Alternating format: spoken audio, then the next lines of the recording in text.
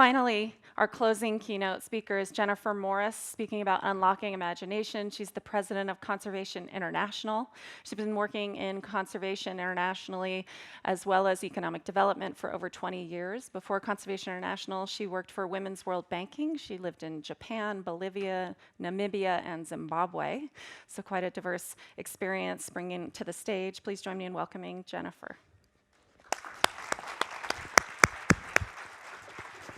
I've been coming here for the past 10 years, and this morning I was walking outside of my parents' place near, just south of here near Haley, and I was reminded of the incredible beauty of this place. For those of you that haven't come here, it really is a magical place.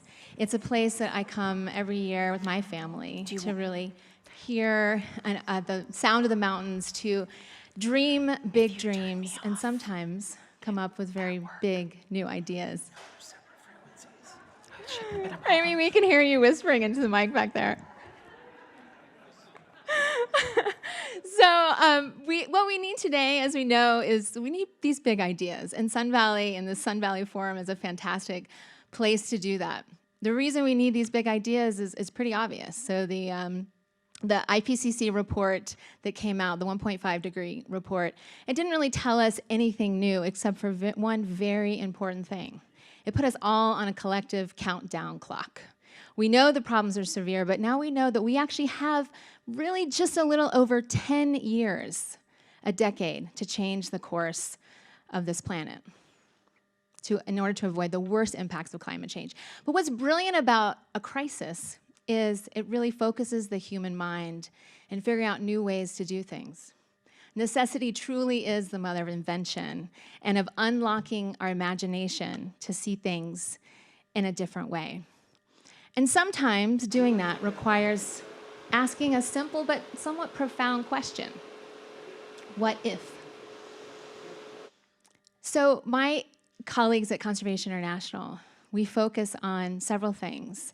One of those things is the importance of climate, of nature for climate.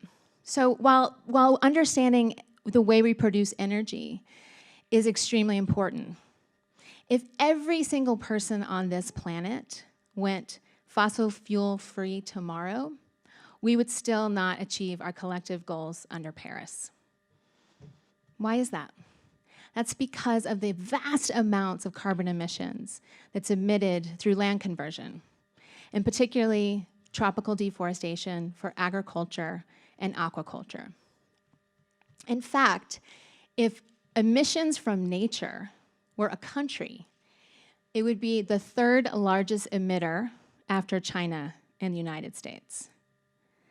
So my colleagues working in 27 countries, 1,100 staff around the world, we focus on protecting and restoring those parts of nature that are most important and have the most carbon value in their ecosystems. And those are large-scale tropical forests, mangroves, and peat swamps.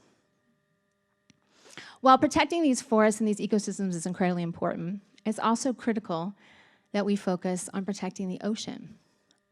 In fact, every year, 25% of carbon emissions are actually absorbed by our oceans. But unfortunately, our oceans are, as we all know, overexploited and overfished. In fact, scientists believe that we need about 30% of the ocean to be conserved in order to maintain the ecological health, as well as to provide enough fish for the 3 billion people on the planet that rely on fish as their main source of protein. Well, unfortunately, right now we're about 10%. So we need to get to 30, and we're at about 10%, generously at 10%. Now, one of the challenges is that the global community has really underinvested in marine conservation compared to conservation on land. So we have to do a lot more. About 2 years ago, I was actually here in Sun Valley, vacationing with my family, and I was thinking about this challenge. I'd just been selected as the president of Conservation International, along with my colleague, a gentleman by the name of Dr. Sanjan. And we were thinking about the challenges in the marine conservation space and why had it been so underinvested. Well, for those of you that are in this won't come as a surprise, but the egos in the marine conservation space would make Donald Trump smile. There are a lot of very intense organizations and intense people who often compete for scarce donor dollars around ocean conservation. So, but we knew that given the challenge of getting to 30% was going to require radical partnerships. Partnerships with organizations that we really saw as our competitors. But we said, you know what? We have to do it. We have to put aside those historical challenges and infighting and actually work together to do something big. So I naively, as a new president, walked over to some of our competitors and said, hey, why don't we work together on big-scale marine conservation? Some of them are like, who's this crazy young lady? What is she doing? But one of them actually said, okay, we don't always see eye to eye on how we do conservation, but let's sit down and ask the simple question, what if? What if we could actually double the amount of ocean under conservation, some sort of protection? And what if we could do it by the year 2025? So faster than it's ever been done before. Well, I'm happy to say 2 years later, this fall, we will be launching the world's biggest single fund dedicated to ocean conservation. And that's with a partner who everyone said, there's no way you can work together. But we are. And we're doing it because unlocking imagination and creating this kind of change is really needed. The goal of this partnership, when it's launched, will be to double the size of oceans under protection. That equates to 18 million square kilometers, or almost double the size of the United States. So this is huge. Now, protecting forests and oceans is very important to mitigate the worst impacts of climate change. But in the 27 countries in which Conservation International works, many of them are small island states. And climate change is not something on the horizon. Climate change is happening now, especially on small island nations. Finding clean drinking water is becoming a huge problem in many of the places where Conservation International works. That's because sea levels are rising, and freshwater wells are being inundated by seawater, and those wells are becoming more brackish and unsafe to drink. Now, this is a problem especially during the dry season, because during the rainy season, people collect rainwater into huge rain barrels, and they can use that for drinking.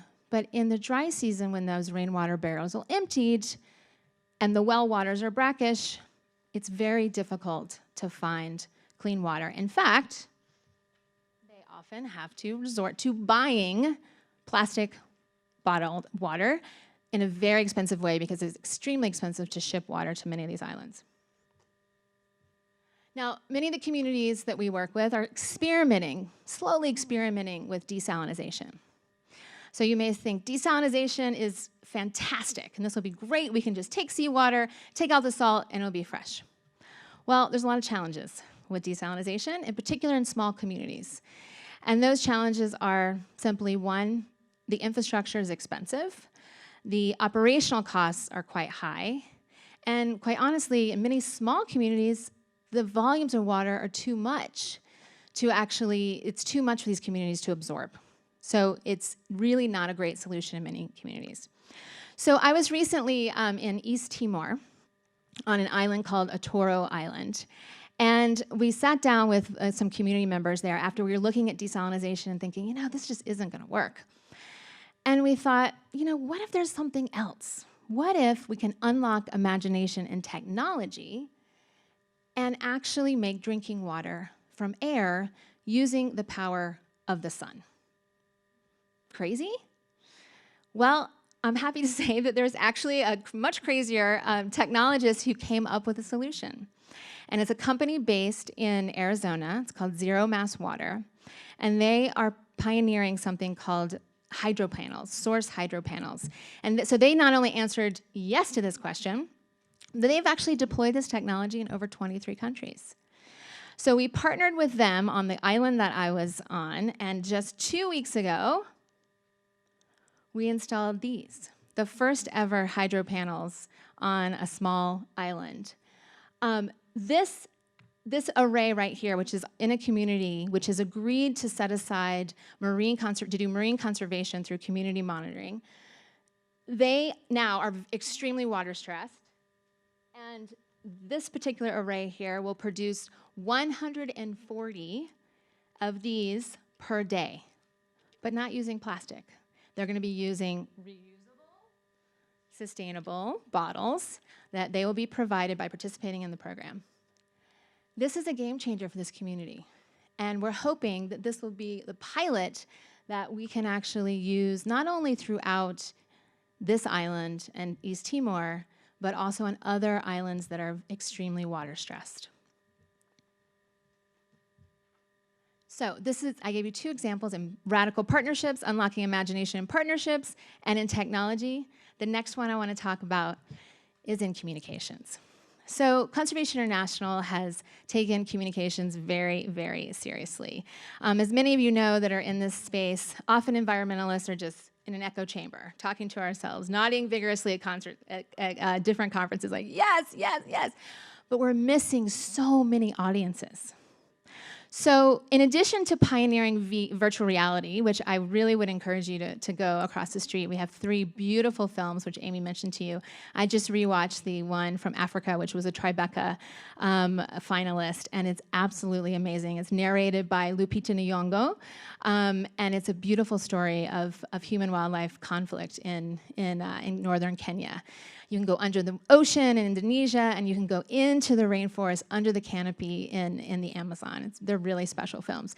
But in addition to doing that, about 5 years ago, we teamed up with a genius marketing firm in Los Angeles called Media Arts Lab. And we really wanted to change the conversation about climate change and about nature. And we asked a simple question: what if nature could actually speak to humans? What would she say? And what if we paired up aspects of nature, so air and ocean and mountains, with some A-list celebrities that would really draw the attention of new audiences? So people like Harrison Ford, Reese Witherspoon, Penelope Cruz, to name a few. And I'm happy to say 5 years later, this campaign called Nature is Speaking has been viewed over 100 million times. We have translated into 10 languages using local stars from those countries, and have given voice to 12 different aspects of nature using 50 international stars. So this all started by asking the question, what if we could do things, communicate the challenges of nature conservation in a different way? And it's been incredibly successful. And I'm going to show you one of these in closing. This is one of my favorites. And the reason I wanted to show you this one, so this is Robert Redford talking to his granddaughter. Robert Redford is a mature redwood, and he is talking to his daughter, who's a little baby redwood.